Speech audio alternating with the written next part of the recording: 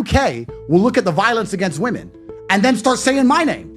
Oh, this is because of misogyny. Andrew Tate did this. No, what did this is a lack of a border, unchecked migration, thousands of people coming over from the third world each day on dinghies who have no jobs and loiter around in the streets. That's why women are not safe in London anymore. Nothing to do with me.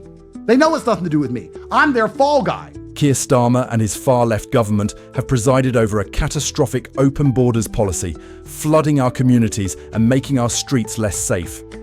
Now, as a result of Starmer's failure, women are being threatened in the streets. But instead of taking responsibility, what's their solution? To blame Andrew Tate. But luckily, Nigel Farage was able to pressure the government into revealing migrant crime statistics. Let's take a look. 17.5 times more likely to be arrested for crime in this country if you come from Albania. 9 times more likely to be arrested for a crime in this country if you've come from Afghanistan. And there are other countries here too, Iraq, Algeria, you name it. Why would we let people come and live in our country that make the place a less safe place to live?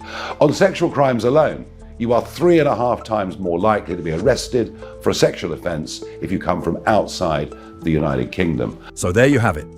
The cold, hard statistics don't lie, but Keir Starmer and his cabinet of globalist sellouts certainly do. They can't defend their incompetence, so they cowardly change the subject and point their finger at strong men like Andrew Tate. And worse, they are doing nothing to fix Britain's problems.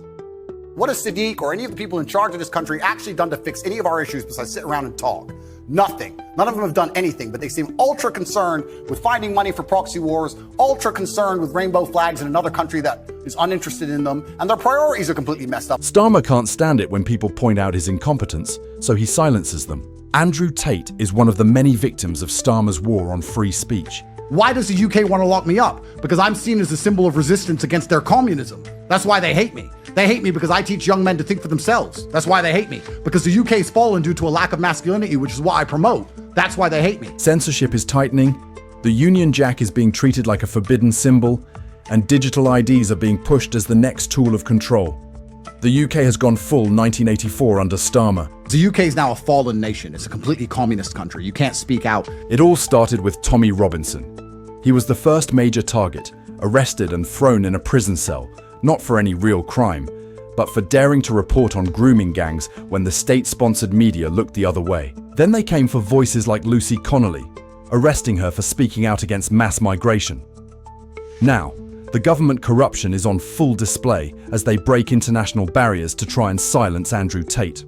The UK Foreign Office was heavily involved in my entire persecution in Romania. From the first day. They didn't get involved later.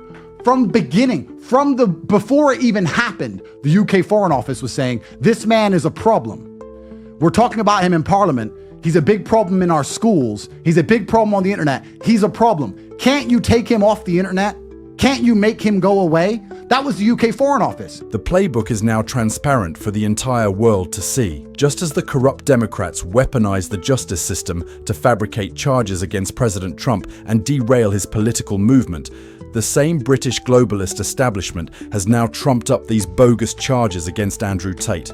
When I got released from Romanian jail, then I got released from house arrest, all of a sudden, Britain trumps up charges from 2009. Supposedly in 2009, I attacked some girl and I was arrested again for 24 hours. I don't know if you guys remember.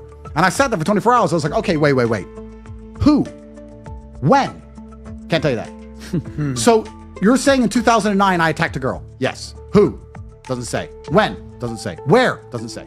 Just says 2009, you attacked a girl. By coincidence, Tristan also 2009 attacked a girl. Where? When? Who? Don't know. 2009, you both attacked girls. No details. We made it up. Extradite.